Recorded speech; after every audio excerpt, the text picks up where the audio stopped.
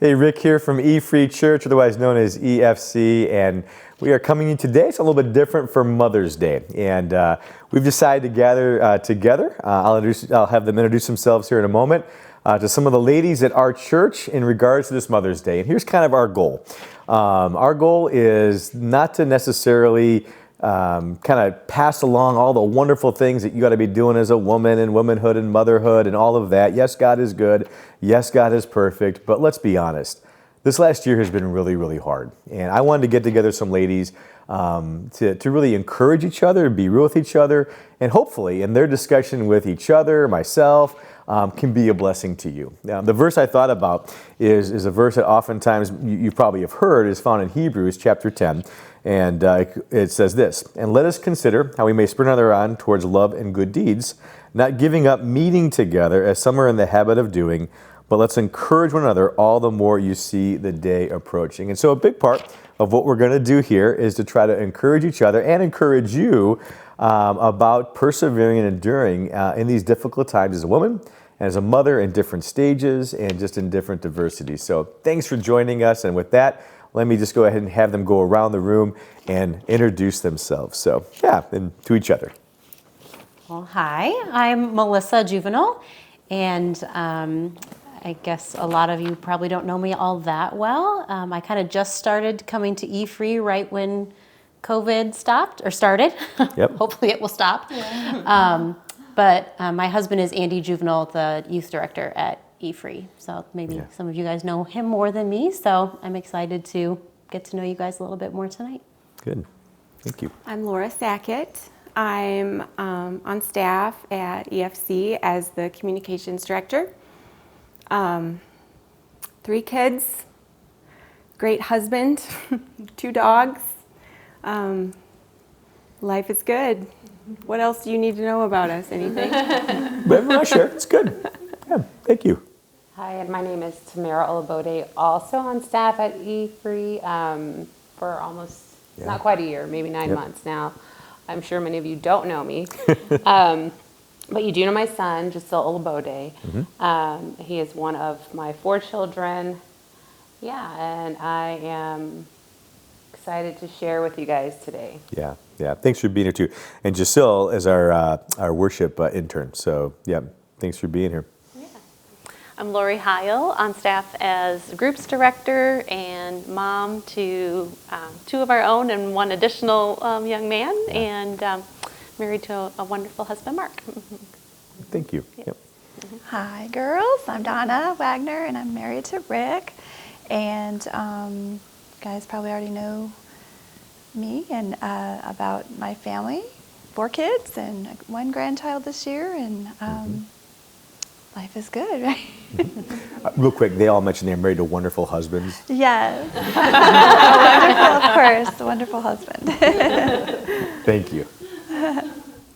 I'm Cheryl Charlton. I used to be on staff at E-Free for 12 years. Married to my wonderful husband, Art. I guess I'm obligated to say all that. He's a great guy. I have 2 boys who are married and 5 grandchildren. Good. Well, and what you can't see is a couple of guys, Jameson brothers, and just a big thanks to them for putting this all together too. We couldn't do it without them as well. So, ladies, this is amongst ourselves, and just a discussion is just what's been really challenging for you this year. I mean, you know, Melissa, I remember that Andy came on staff. You guys just became a part of E-Free. It was actually Christmas, and then all of a sudden, the new year and COVID hits. I mean, when you think about it, you stop and you slow down, you think about it, what's been really challenging this year? Because everybody out there has been challenged too. And it might be your husbands who are the challenge. I don't know. Well, I guess for me, after a lot of prayer and conversation, we decided what would be best for our family is for me to quit my job, full-time job, to stay home with kids and to have at least a year where I was home with kids. And I had these dreams, right, of like children's museum and the zoo and tons of play dates with lots of moms, and I'd get to build community and meet new people at a new church. And We'd get to spend a lot of time with my parents and just get really involved in the community. And then COVID, and I got a lot more quality time with my kids than I was expecting. And so it was a wonderful blessing to be home with my 3 kids and to not have to figure out how to work from home and manage all that like so many people do. But man, you guys, I felt like I was drowning in diapers and goldfish crackers with no one to talk to about it. And I would go for weeks without talking to another adult besides my wonderful husband. And he doesn't talk all that much. Right. And so those moments were just long, and I thought, like, I didn't even use my brain today. Like, I just made snacks all day. And no one said thank you for them. So for me, that was just the hardest of like, oh man, this is not how this year was supposed to look. With 3 young kids. So. And I appreciate you sharing that for all of us too. Share a little bit. How'd that make you feel? I mean, really, how'd that make you feel over time? I just felt really lonely, and I felt, like I said, I was getting lost in goldfish crackers. Like, I just kind of felt invisible a little bit, and that, like, I wasn't really doing anything that mattered. I wanted to do so many more important things. And so it was a kind of a hard, lonely year. Even though I was around crazy, chaos, kids all day, never really conversation, never really community, never really like connection. And I just think we all long for that. So it felt lonely, I can see that with being especially a younger mom. I was going to ask ladies, some of you though, is that anybody else experience that? Well, I think that the mom of a newborn would like a lot of that is a common motherhood experience. But then you add COVID on top of that, and it just ups the ante so much and intensifies everything. And my kids are older, so we're out of the goldfish stage. But yeah, my heart has just gone out to moms that I remember that stage and that season so well, and trying to think of navigating that with a pandemic on top of it. That's a lot. It's really hard. So you're here. You survived it. You made it. Made it this far.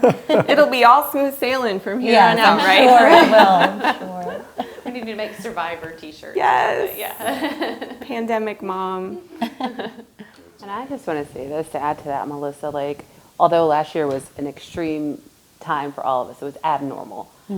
But that feeling of almost a devalued feeling when you're just with kids, and especially when you're a person, woman or male, that has like these dreams and aspirations and these ideas and visions for what your life is going to be, and even what God calls you to. And a lot of times you have these promises from God and you're like, I know what God said concerning my life. Like, I know that.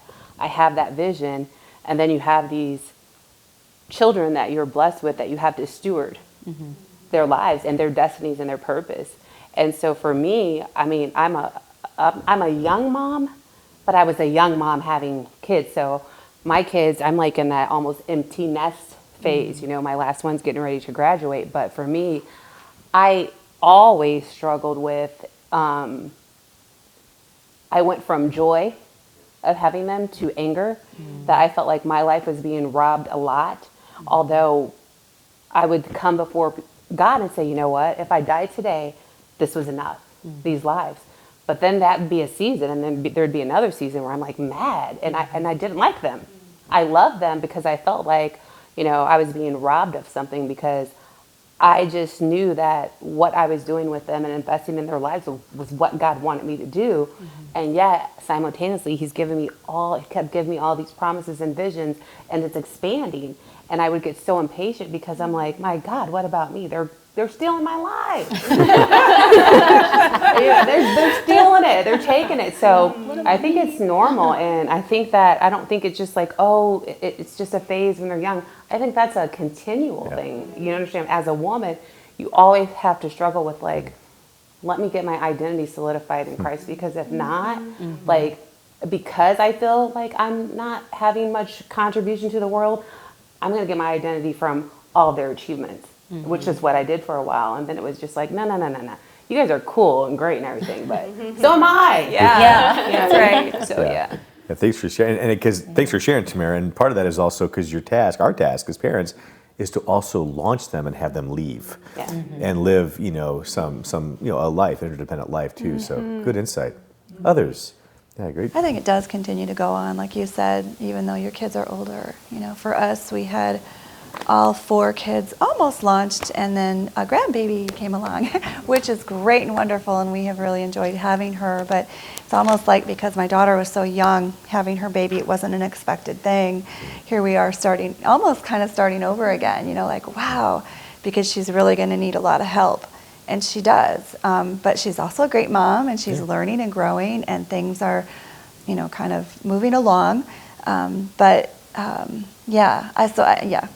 can totally relate to that idea of, wait a minute, this was supposed to be a new season of our lives, and it's almost like we're starting over again in some ways because she needs so much help. But that's okay. I mean, we wanted to, and it was sometimes. I think the way I have kind of gotten through that over the years is, and I remember it happening even after we had the 2 little ones, and then we had our third. And our third was very unexpected, and the second and third were very close together, and it was like, wow. I just felt, so overwhelmed. There was a point in time where it was just like, you know what? You have to just accept life as it comes at you, and you have to just be okay with what is, instead of always push back and pushing against what we want to control and manipulate and have, and instead just enjoy the moment, enjoy learning how to enjoy what's right here instead of hoping for what's to come. It's hard. Good Well, I think that connects so much too with everyone's reality this last year, moms, dads, just the human experience of 2020 and beyond. Like, so much of this is just not what we would choose. It's not our plan. Things have been unexpected. Things have been rearranged and canceled and all that. And the pushing against it, that's our tendency. It's like, what is happening? This is ruining, and these little moments of sanity that I've been able to find have largely come in those times when I'm just able to say, all right,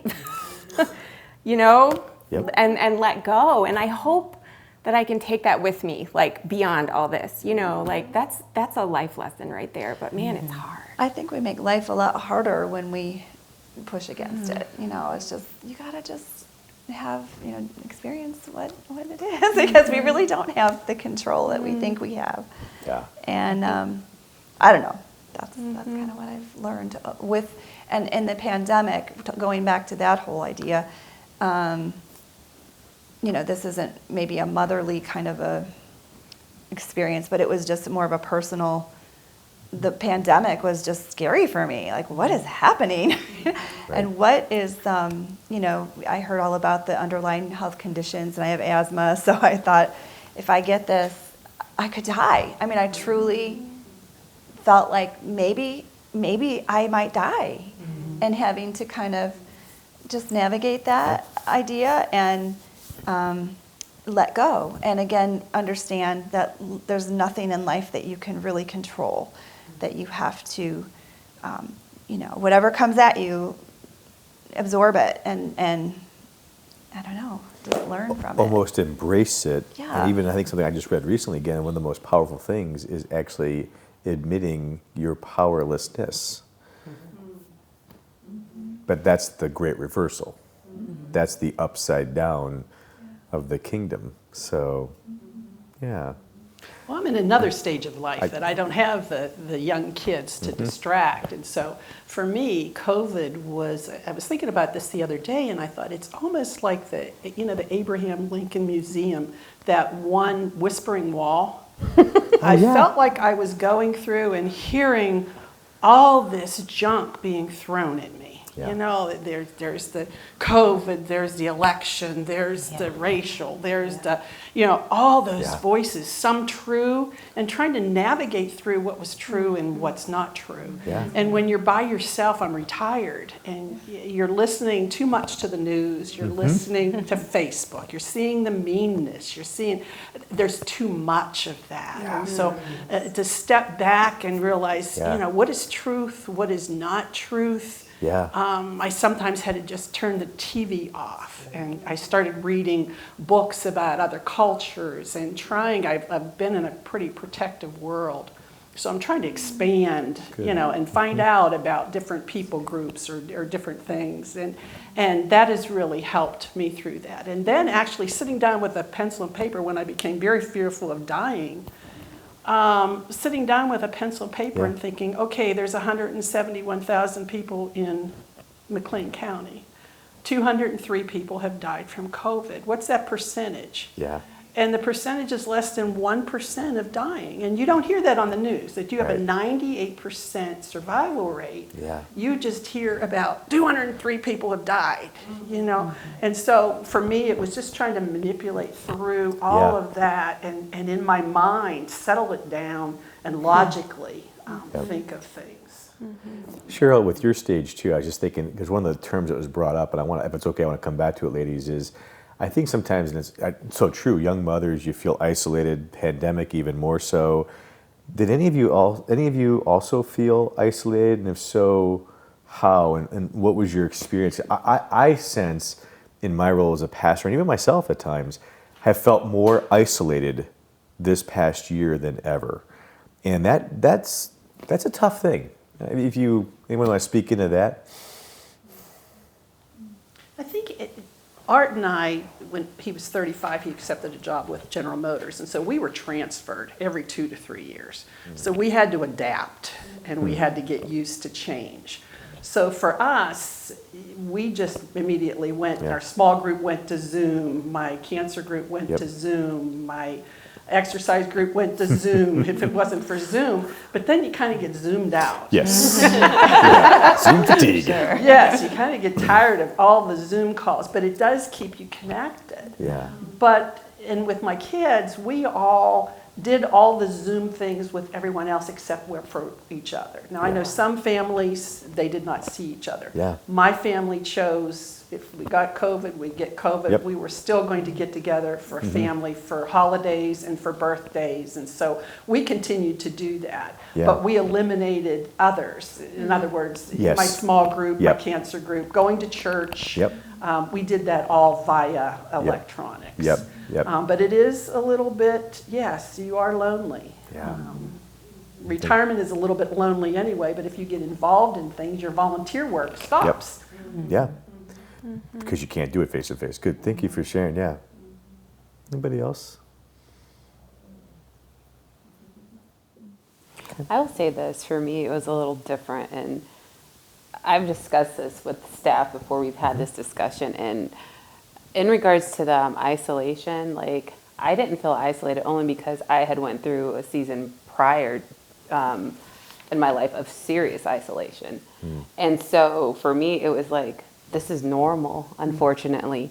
But what I struggled with, and I talked about it, and actually these people helped me a lot with this. I don't know if they know that, but with feeling compassion for what was going on in the world, and feeling like, almost like, get over it, people, stop being wimps, kind of like, because that's just my way and my personality, and I tend to, like, as far as just from a biblical standpoint, for me, it's like I believe factors. Yeah. But to me, truth supersedes that.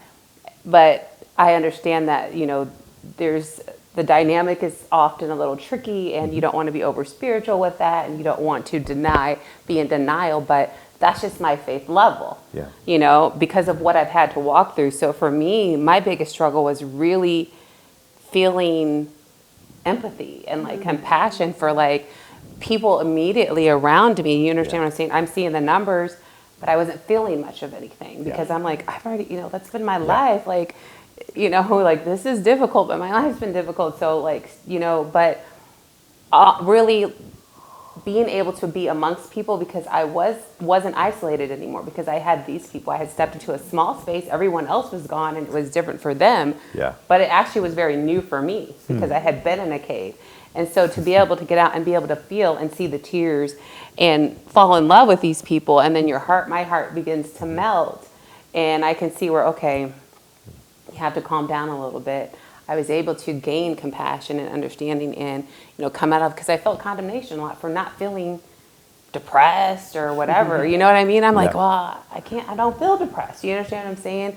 But I also, and Rick is really good with, he listens to you and he accepts it, but it's just like, but look at it from another way. Look at it this way. And so for me, it just was a lot of healing and getting in touch with the body of Christ through this small group of people and being okay with not feeling necessarily depressed or things like that, but growing into compassion and love and being able to relate to like, people had been through this.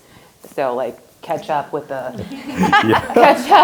pandemics of what, you know what I mean? We're both 8s on the Enneagram, and so if you think about the Enneagram, we just blow through. We just, it's like big shoulders. So, but I appreciate you're saying there too, because part of it is when you've gone through a hard season, that can sometimes lead you to, okay, people get through this, but I really appreciate you saying you grew in compassion because in some ways you were coming out of isolation, just the opposite too. So good. I Yeah. think there's been such a roller coaster of emotions, don't you think? I just feel like, one day I'd be, okay, I can handle this. Yep. I'm going to buck up. And then the next day I'm like, I am not doing well. And so, I felt like I was kind of sandwiched between, my kids all came home because, college shut down and all of a sudden, oh, yay, I'm not an empty nest anymore. But then after a couple of days, I'm like, oh my gosh, they're eating so much. They're so messy, for real. You're messing up my house. But then later on in the year, my mom fell and broke her femur and needed hip replacement. It was just like, it became more real that, wow, my mom is really aging. And, seeing that she's going to need help. And, I hadn't thought of that role before. And so that was just a reality that came really face to face too. So, So not only the youngers, but yeah. actually thinking about taking care of your parents and aging parents and all of that. So I don't know if too. anyone else can identify like the emotions just being up and down and And I think we all have these like expectations that we have and then that are like put on us too. Like, I, in my season of life, like, oh, you're a stay-at-home mom. Isn't that like everyone's goal? It's heavenly. You get to just like sit on the couch, and and I had these emotions of like, I should be really happy. I should be really like thankful I'm in this season. And I am, I am thankful I have 3 healthy, beautiful children. But like, I almost feel bad for saying that was hard, because people like, we expect to feel a certain way and then like we don't feel that way and then we feel bad for not feeling that way that I don't know if that makes any sense, but like we have these expectations of how we should be feeling and then that's not always how we feel. Where do you think that comes from? Can we go there a little bit? Let's push in a little bit. Where does that come from? Does that come at all from anything in the Christian community even? I think there's a lot of like, and I've believed this in seasons of my life where if I was doing it right, if I was like living the right way, or if I was like holy enough or righteous enough or close enough to God, that life would feel happy all the time. Like I'd be just joyful, radiating that joy, and like that's not always the case. And then as a believer, sometimes then you feel like, well, is there something wrong with my relationship with God because I don't feel happy? And I don't think it's God's job to be our cruise director and make us happy all the time. But we feel that pressure of like, if I'm close with God, I should be happy. Why am I not feeling happy right now? Yeah. Can anybody else identify with that? I do. Yeah, I think for me, the narrative is like, if you were a better Christian, you would not be struggling so much right now. If you really believed like you should, you wouldn't be doubting this, or you wouldn't be angry, or you wouldn't be brokenhearted, or, you know, whatever it is. And man, it's been a real struggle. And along the way somewhere I read someone who was talking about this battle that we have for our minds. And this isn't just moms, this is just humans. But this idea that Jesus, his voice is the cheerleader voice.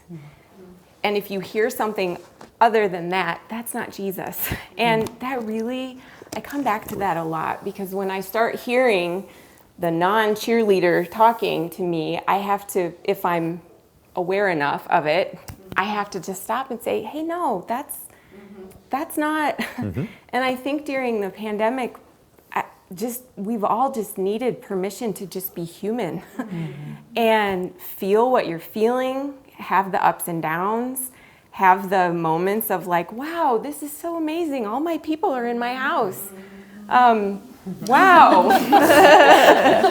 They're all still in my This house. is torture. They're still in my house. They never leave, and I can't find a minute to think. Just all of that. Like, I don't know. Yeah. So it's been a lot. It really has. But to me, I think we trip ourselves up in holding ourselves to this standard that God doesn't even hold us to. He knows we're human.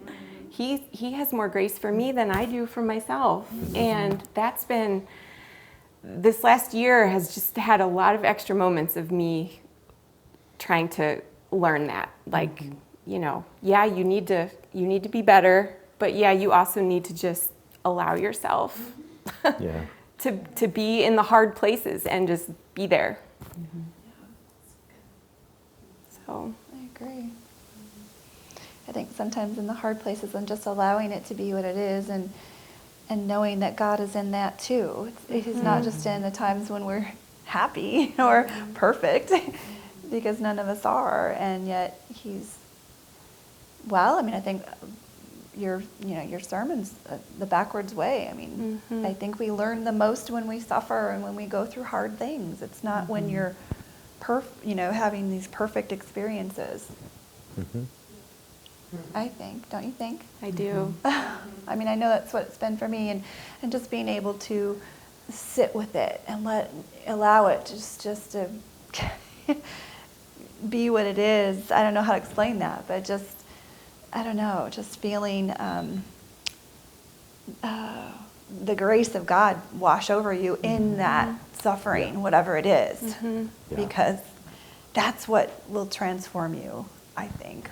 More than thinking, oh, I've got to be perfect and I have to manipulate this situation and so I can look like this. And I don't know. I know in my time as a young mom, I used to always feel, that I wanted things to be just so, and I only had one chance to be this perfect mom, and I got to get it right.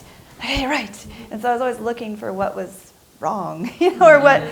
And wanting to try to manipulate and fix those things, whereas I really felt like at a certain time in my parenting journey, God kind of said, maybe it's better and more effective if you just let go of that need to manipulate and control, obviously, and allow things to be what they are, and appreciate what is, appreciate your kids for who they are, and trust that it's not going to be so much about you trying to teach or say the right things or whatever. That can be part of it, but it's really going to be about their experiences in life, and are you going to trust me that the experiences in their lives are what is going to teach them? And can you let go of your fear and your manipulation and wanting to control and allow and enjoy and love? Let it all come from a motivation of love and not fear or wanting to control.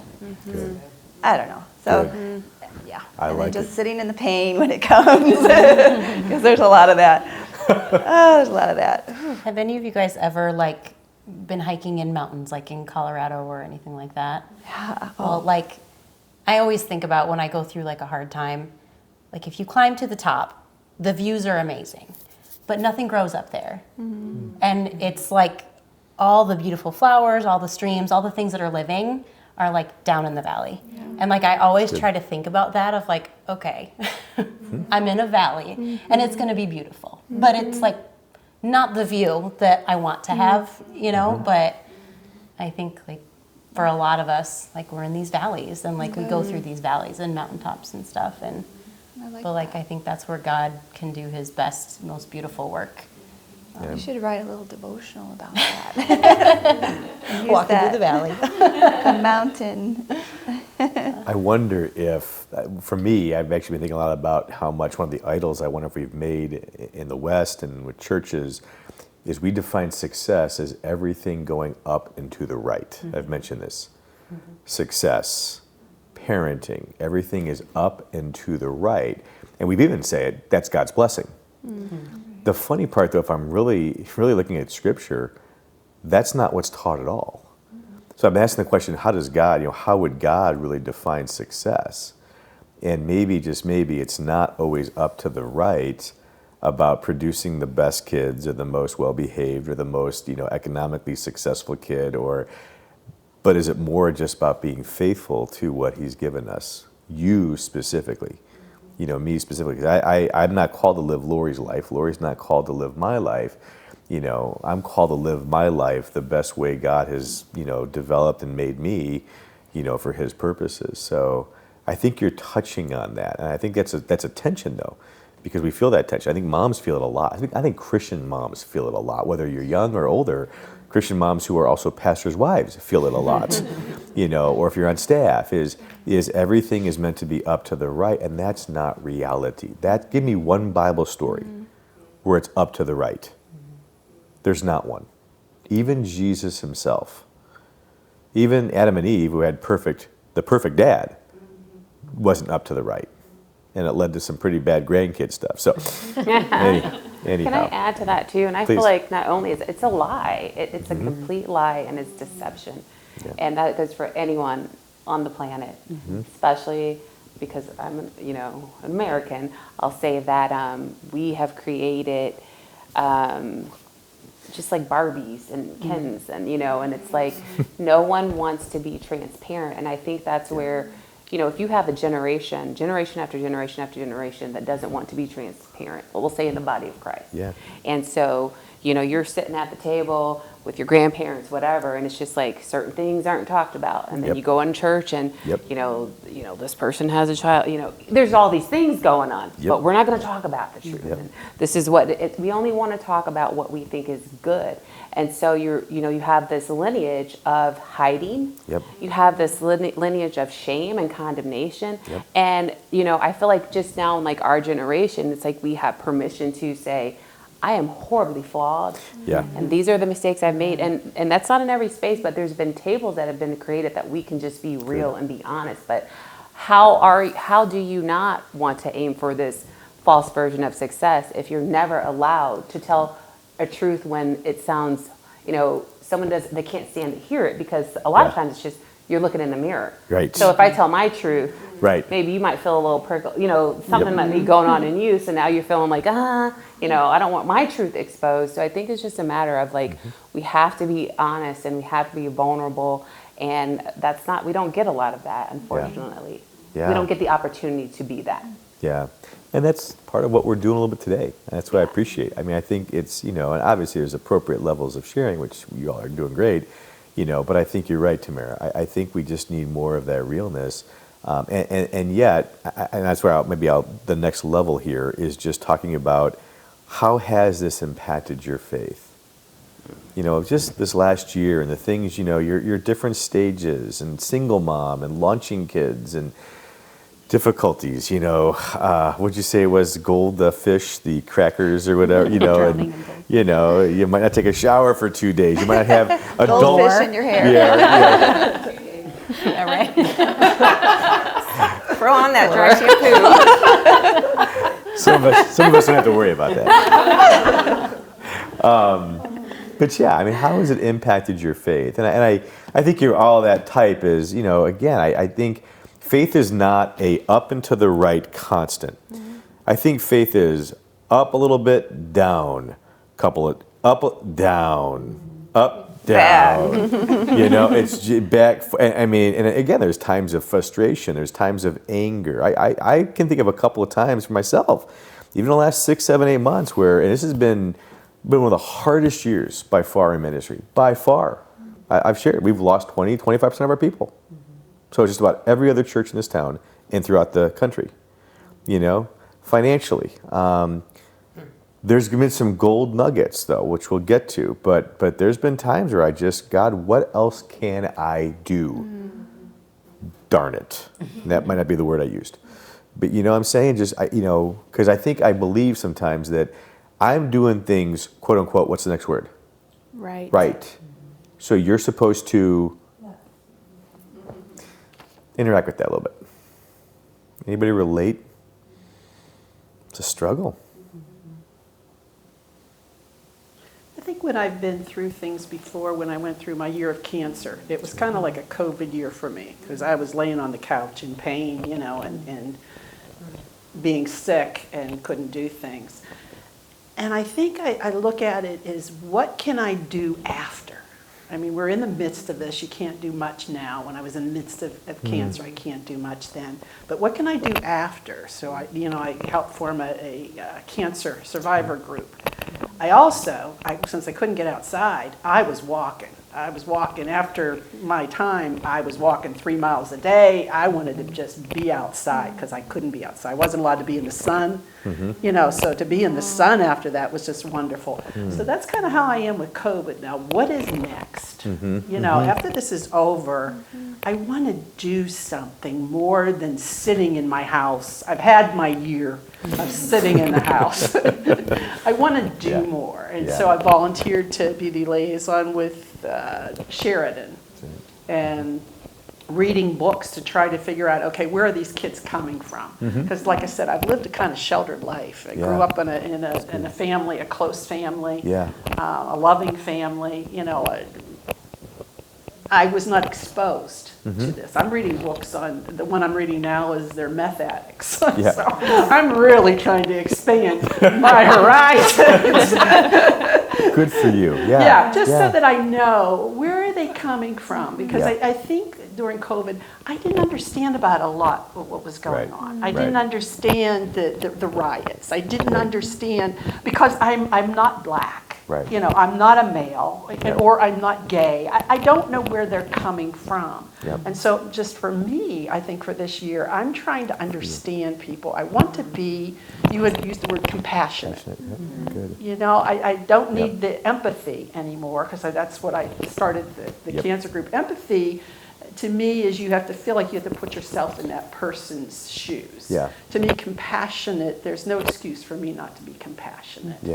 And I think that's what hit me during COVID too. All the remarks on Facebook and all the ugly things, you don't know how that person feels. And that's what I kept telling myself too. You don't know, Cheryl, but you need to learn how they feel and why they feel that way. Because of your background, you don't understand them. So don't pretend that you do. And even by reading about it, I'm not going to totally understand. But at least I can be compassionate, and then I can see they grew up a lot different than me. Their reasoning is a lot different than me. So Cheryl, for you, what you're saying there is, this time your faith, the way it's been grown is you're moving towards that compassion. You're moving towards that. I want to learn, because I think you're spot on. I think isolation, polarization, ignorance. There's a lot of ignorance out there, and amongst even Christians, amongst ourselves. That's where I've been surprised the most. Is within the Christian community. If you don't think this way, you're not a Christian. And that's so totally wrong. You can think your way. You can be, dare I say, you can be pro-choice and be a Christian. Really? And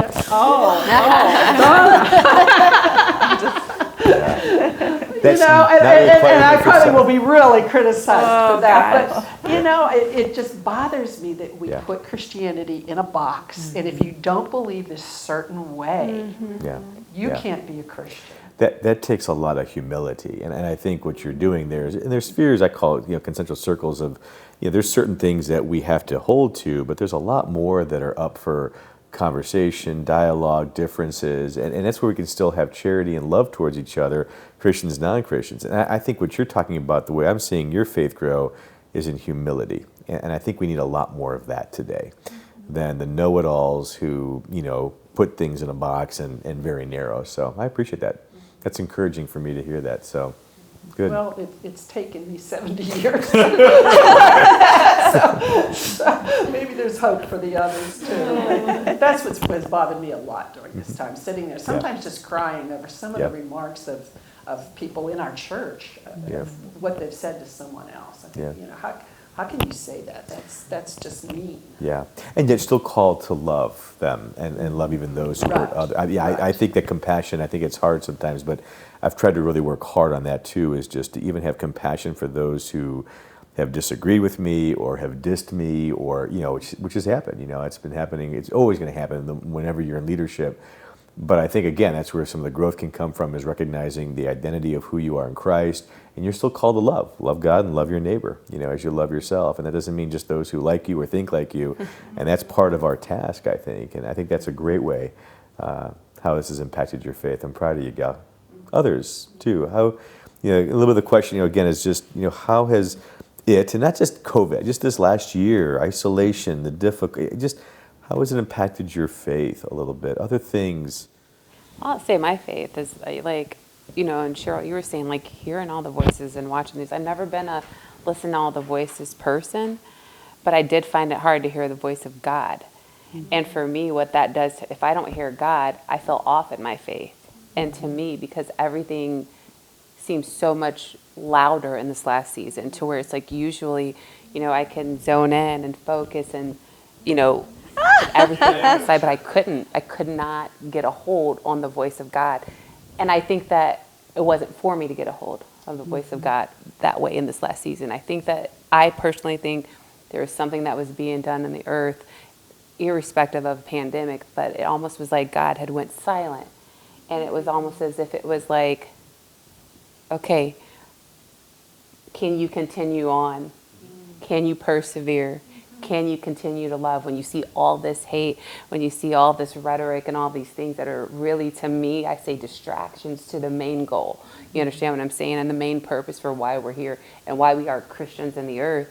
And so for me, just that fight to like get into that still place, it was just like, I didn't want to be there. Although I wanted to hear God, I didn't want to be there. And so I'm still not in that place, whatever that is, but I don't think there's a place to go back to. I think for me, the faith is discovering something way deeper about God and something new and something more.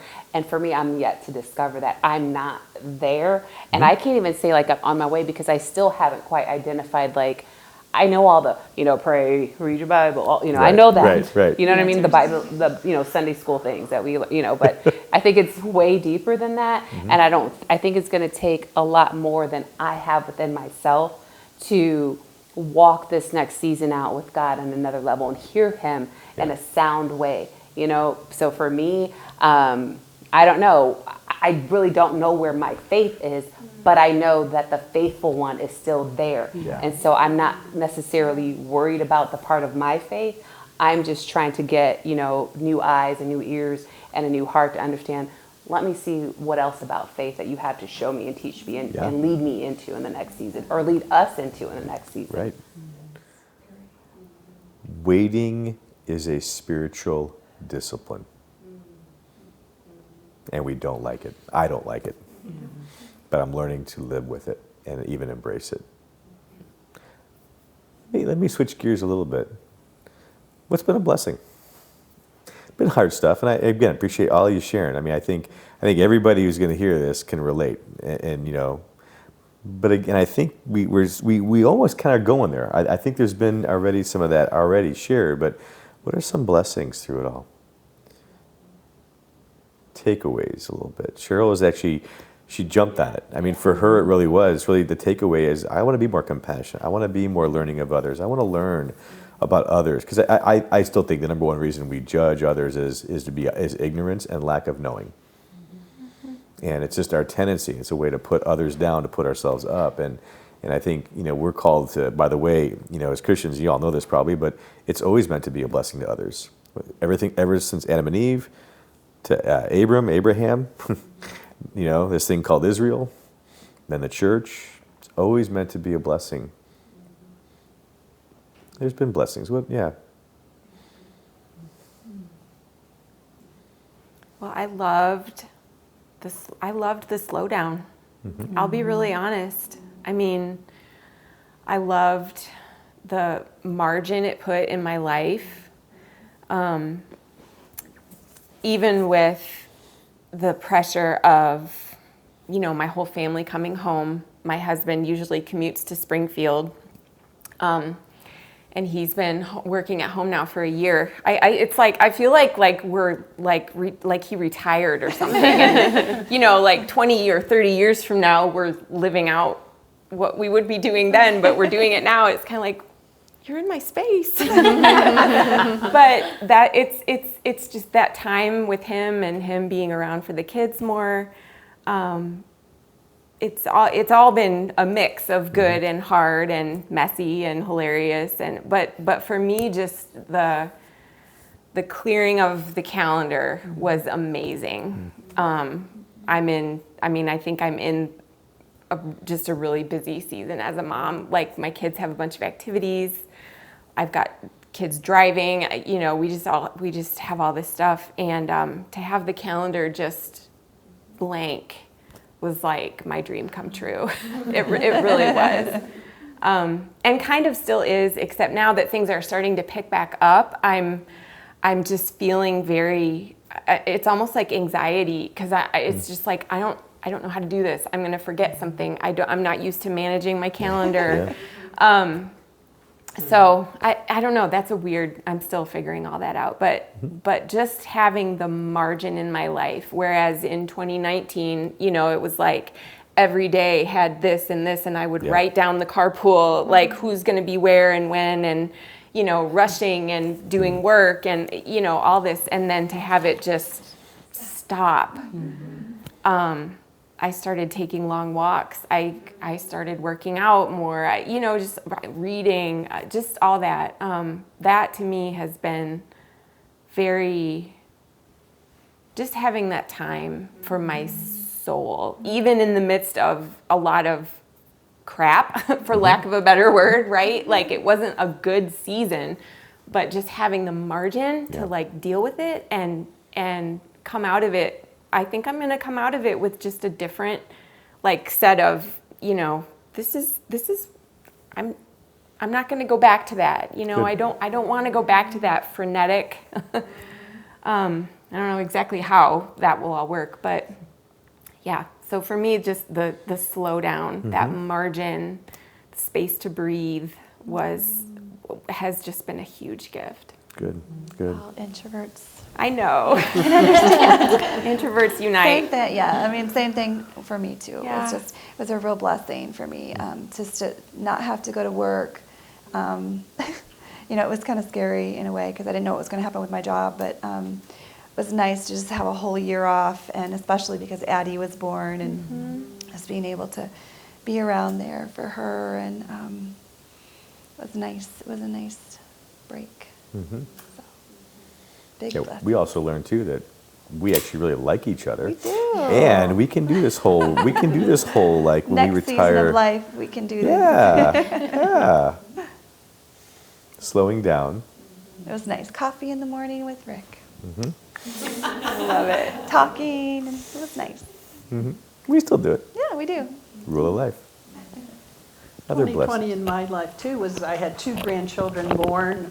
My kids are in a really good place. They're in good marriages. They were able to buy new houses and have babies. And these 2 babies don't know what it's like not to have their whole family home. They're surrounded by, that little granddaughter of mine has 3 brothers to entertain her all day fun. long. Well, school has started up now, but I mean, 2020, it was amazing that they were. And they say that a mother's only as happy as her saddest son, and so my boys are in a really good place. And so 2020 was a good year in that way, in that I didn't have to be as sad as my saddest son, because they were doing pretty good. No sad kids. I like that. I never heard that. That's a great. That's a that. great. That is saying. totally true. Yeah. Yeah. It's kind of true, actually. I think we all have a greater appreciation just for the little things that we probably took for granted. We were able to get together. We waited till January to have a family Christmas, and there was like 20 of us. We probably broke some rules, but we all got together. It was like, whoa! I think any other year we would have taken that for granted, and so it's just like the little things of getting together. And just how much that's. It's almost like we had an opportunity to be moving again from human doings to human beings. I think our tendency in our culture is to be, and we know that, human doings versus really being human beings and giving ourselves permission to slow down. And what would you, time is winding down here a little bit, what would you pass on to others in this room, to others that might be listening, to maybe even, what would you pass down? Here, maybe a question this is, what would you pass down to a younger version of yourself even? So if you're 60 or 70 here, it'd be your 30, 28-year-old self. What would you, if you're, what little wisdom would you, boy, if you can go back in time.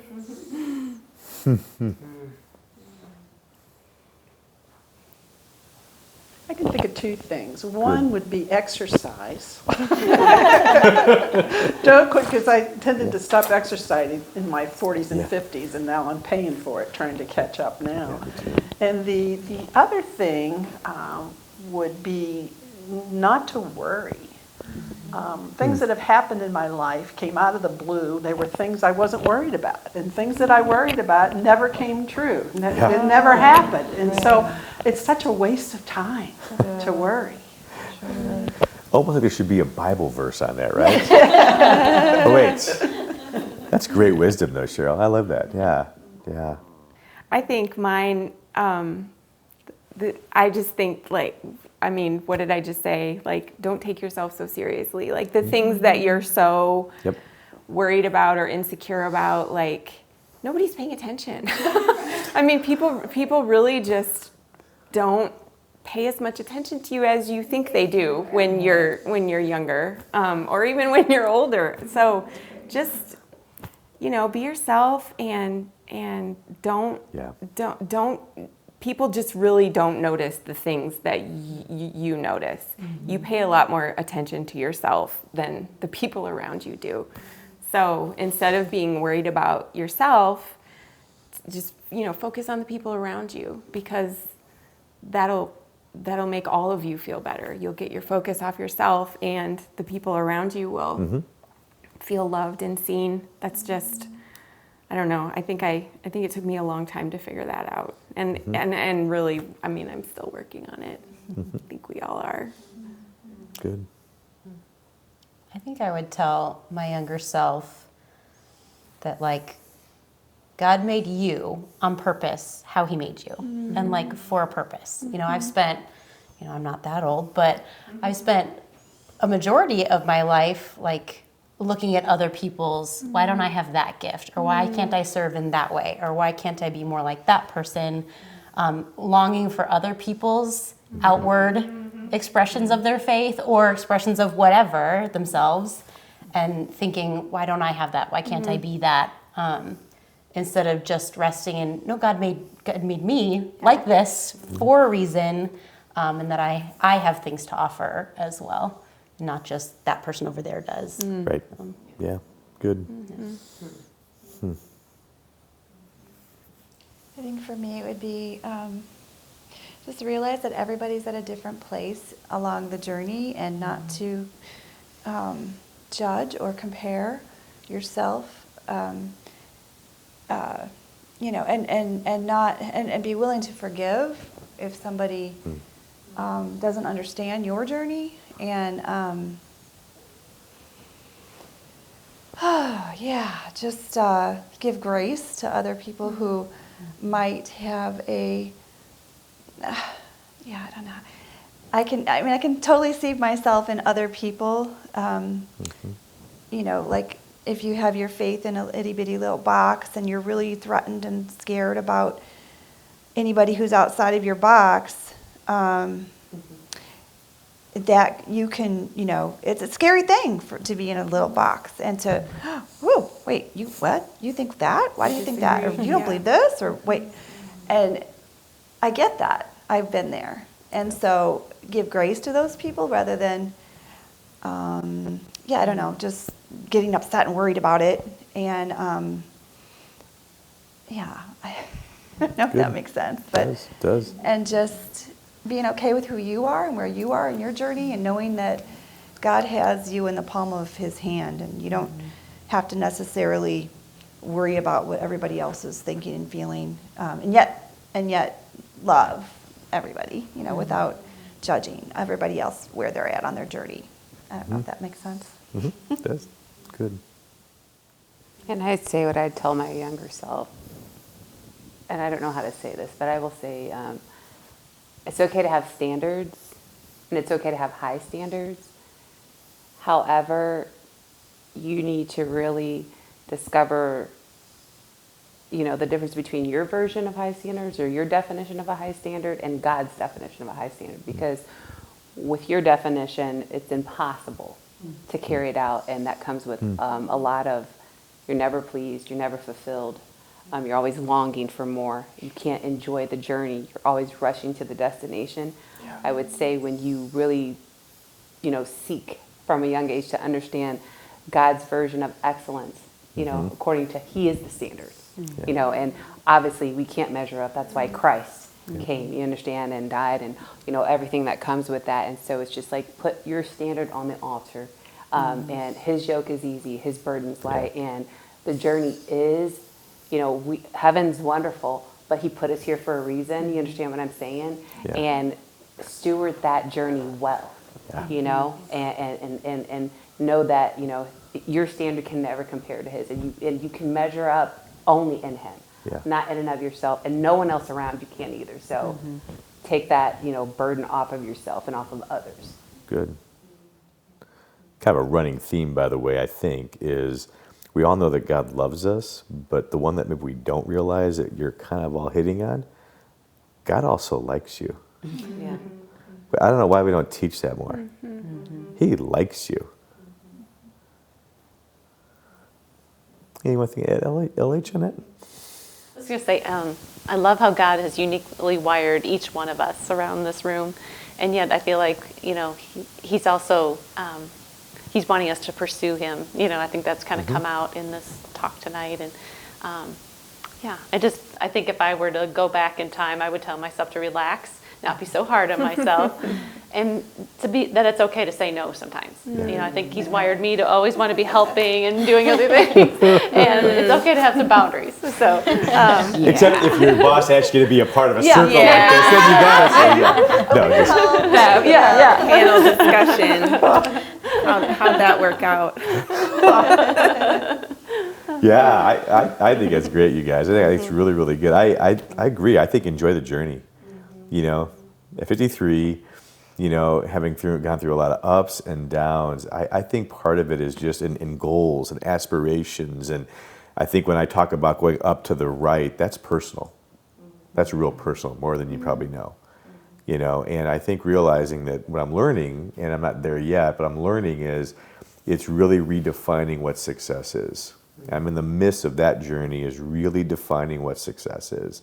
And because I think my younger version of myself had misperceptions, misconstrued, and even idols of what success is that needed to die. And that's a process that's been ongoing for quite a few years now.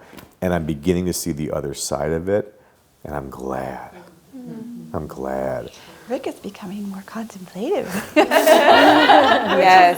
Very strange. Well, being the introvert that I am, you all did a great job. So I'm going to do this for you all, and thank you so much. And and I just, thanks for being a part. I hope this helps. We hope that this all just encourages you. That was really the whole point, to spur one another on, which I think they did, and just encouraging each other, and hopefully you as well. So thanks for joining us. Again, E-Free Church, love to have you be a part. Like us on Facebook, social media, and we'll look forward to talking to you soon. And happy Mother's Day to all you moms and all you guys out there. Treat them well. Single moms, we love you, and just to let you know that we're here for you as well. And so bye now.